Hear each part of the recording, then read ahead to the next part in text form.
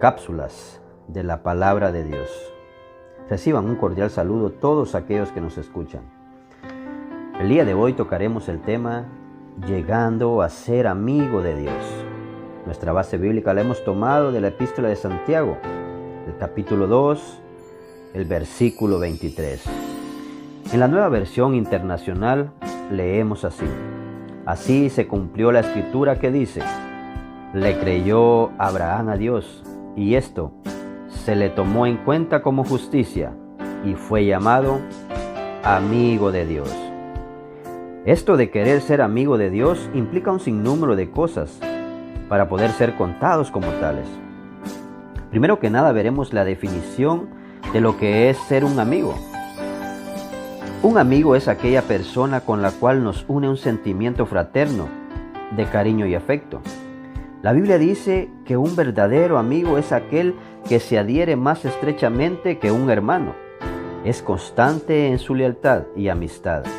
Acude en ayuda de su compañero angustiado y lo aconseja con fidelidad. En la Nueva Traducción Viviente, en Proverbios 18:24 leemos así: hay quienes parecen amigos, pero se destruyen unos a otros. El amigo verdadero se mantiene más leal que un hermano. Quiero que te detengas un momento y pienses en esto, lo del tema llegando a ser un amigo de Dios. Quiero que te preguntes: ¿quiere Dios tener una amistad con nosotros? ¿Podemos llegar a ser amigos de Dios? Claro que sí. Dios no solo quiere tener una amistad con nosotros, sino también que seamos sus amigos. La Biblia dice que Dios se paseaba en el huerto del Edén. Él quería tener una relación con el hombre, quería tener una comunión con el hombre.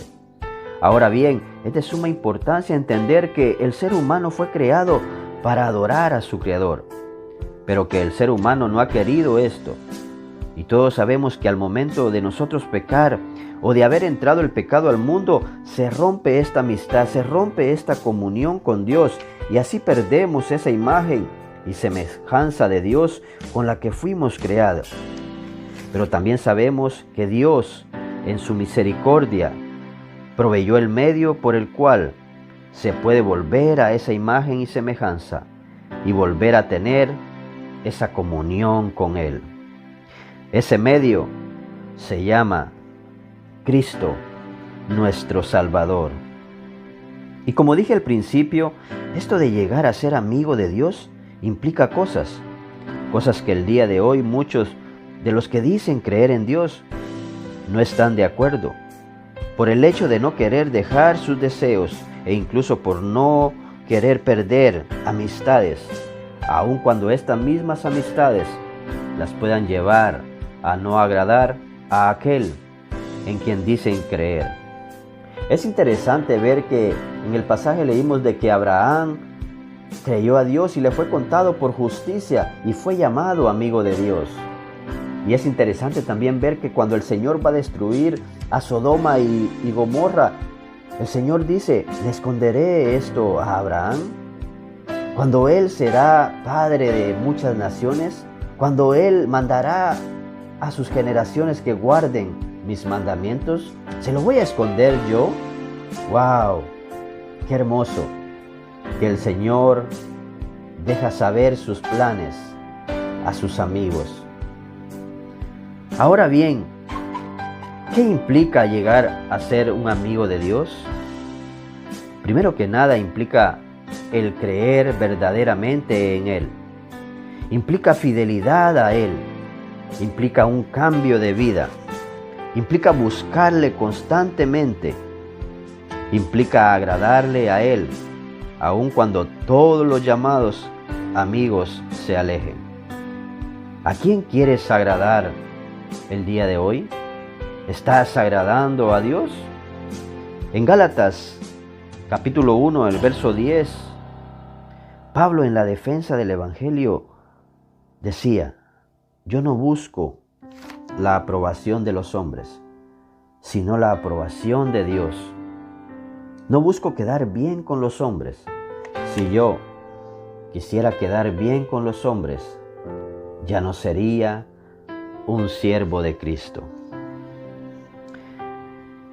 el creer en Dios, el querer llegar a ser amigo de Dios, implica eso mismo, que deseemos esa amistad. ¿Estamos dispuestos a todo esto? Es de mucha relevancia y de suma importancia el saber cómo somos contados como amigos de Dios, ya que muchas personas se han escondido o han querido justificarse en aquello de yo creo en Dios, pero viviendo de una manera que no saben lo que Dios dice en su palabra y lo que Dios produce en aquel que se acerca y cree en Él. El llamar amigo a alguien y estar en esta estrecha relación con dicha persona te va a llevar a siempre querer hablar de aquella persona. Te va a llevar a darlo todo, muy por encima de lo que tú desees. Incluso muchas veces, cuando ese amigo ha ganado nuestro corazón, le vamos a defender, aun cuando aquellos ataques vengan de la misma familia nuestra. El Antiguo Testamento nos regala una de las historias más hermosas en cuanto a amistad. Claro, sin dejar de lado la más importante, la de Dios con su pueblo, que aun cuando Dios quería tener aquella amistad, aquella comunión con su pueblo, este pueblo era contradictor a su Dios. Y aún así Dios en su amor y misericordia, recordando su amistad y su pacto con aquel quien había creído en Él, del cual se dijo y fue llamado amigo de Dios, Dios no desechó a su pueblo. Pero tenemos la historia de David y de Jonatán. Y la Biblia dice que desde el primer momento el alma de Jonatán quedó ligada con la de David y lo amó Jonatán como a sí mismo, dice la Escritura. Lo amó hasta el punto de decirle los planes de muerte que su padre tenía para con David. Esta lealtad, esta amistad llevó a David a decir el día de la muerte de Jonatán: ¿cómo han caído los valientes en medio de la batalla? Jonatán yace muerto sobre los montes. Lloro por ti, hermano Jonatán. Te quise más que a un hermano, y tu amistad fue para mí más grata que el amor de las mujeres. Este tipo de relación y amistad es la que Dios no solo busca que tengamos los unos y los otros, sino que también esta misma amistad es la que Dios quiere cimentar entre su pueblo y el Creador. Cuando leemos la historia de Job, vamos a ver algo interesante. Vemos que el Señor, al comenzar a dar las características de Job, Él primero dice: ¿has contemplado a mi siervo Job? Ahora bien, ¿te has preguntado qué es un siervo? Bueno, siervo es una persona sometida a la voluntad de alguien o a su servicio. El siervo trabaja sin descanso. En la época los siervos eran propiedad de los señores, pareciéndose más a un esclavo que a un empleado, y estaban obligados por ley a hacer todo lo que necesitara su señor. Un siervo era aquel que cuando llegaba una visita a casa de su amo, éste lavaba sus pies. El mismo Juan el Bautista no se sintió digno ni siquiera de ser un esclavo para Jesús. Él lo diría de esta manera: aunque su servicio viene después del mío, yo ni siquiera soy digno de ser su esclavo, ni de desatar las correas de sus sandalias. Hoy el mundo falla tanto porque creemos que es Dios al servicio del hombre. Hoy el mundo falla tanto porque creemos que es Dios complaciendo al hombre, cuando debería de ser el hombre entregando todo como un siervo por su Señor. Como dije, me llama la atención lo que Job, o lo que se dice en Job, porque ahí Dios dice: mi siervo. Y en palabras del Señor Jesucristo, Él les dijo a sus discípulos en el Evangelio de Juan, capítulo 15, en el verso 12 al 15, el Señor dice esto: este es mi mandamiento, que os améis unos a otros, como yo os he amado. Nadie tiene mayor amor que este, que uno ponga su vida por sus amigos. Vosotros, dice el Señor, sois mis amigos si hacéis lo que yo os mando. Ya no os llamaré siervos, porque el siervo no sabe lo que hace su Señor. Pero os he llamado amigos, porque todas las cosas que oí de mi Padre os las he dado a conocer. Y esto es lo interesante en la historia de Job. Se le dice siervo, y Job al final termina admitiendo que de oídas te conocía, dice Job. Job no sabía los planes de Dios. Pero el Señor Jesucristo dice, ya no los voy a llamar siervos, sino amigos. Es interesante también ver la vida de Pablo. Regularmente Pablo siempre se presenta como un esclavo de Jesucristo. Y esto era no porque no supiera qué demandaba y cómo quería su Señor que viviera, sino más bien Pablo se sentía insignificante, inmerecido al llamado del servicio de Cristo. Pero Pablo conocía y sabía quién era su Señor. Él tenía la confianza de decir, yo sé en quién he creído. Él no solo conocía a su Señor, él vivía para su Señor. ¿Estamos dispuestos hoy a vivir para nuestro Señor, como vivieron estos hombres? Hoy quiero que analices con quién tienes tu amistad.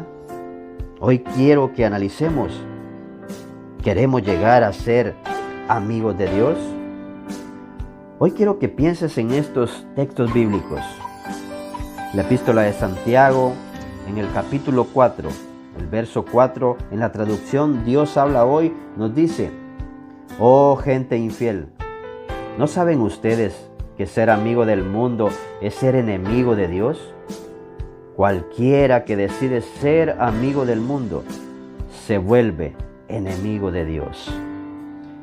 En Primera de Juan, capítulo 2, en el verso 4 al 6, en la traducción lenguaje actual, leemos así.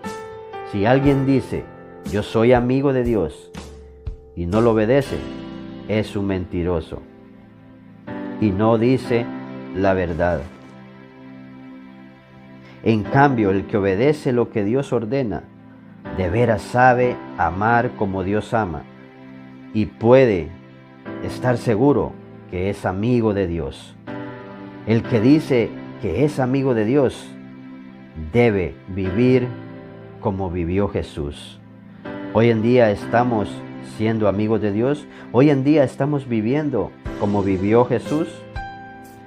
Si lo somos, démosle la gloria a Él. Y si aún no lo somos, vengamos a Él y sirvamos a nuestro Señor, no como un siervo, sino como un amigo, dándolo todo por Él. Que la paz de Cristo llene sus vidas. Dios me los bendiga.